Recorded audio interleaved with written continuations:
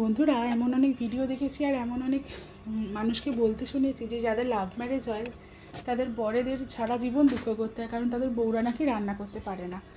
আর যাদের নাকি arrange marriage হয় তারা নাকি ভীষণ ভালো রান্না করতে পারে। তো আমার শুধু লাভ ম্যারেজ নয়, আমার অনেক ছোটো বয়সে বিয়ে হয়েছে, প্লাস আমি নিজে থাকতে পালিয়ে বিয়ে করেছিলাম।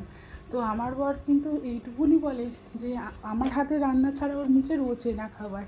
তো যেটুকু পারি সবটুকু পরিপাটি করে পারি আমি।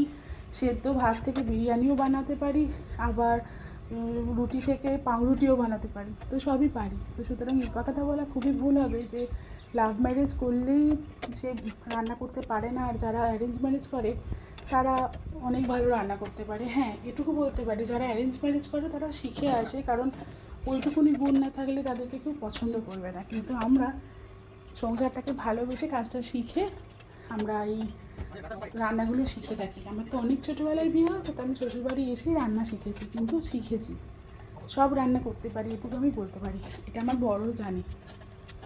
তো এই কথাটা বলা খুব ভুল যে যারাই লাভ ম্যারেজ করে তাদের সবার বড়দের কপাল খারাপ হয়, কারণ বউরা রান্না করতে জানে না।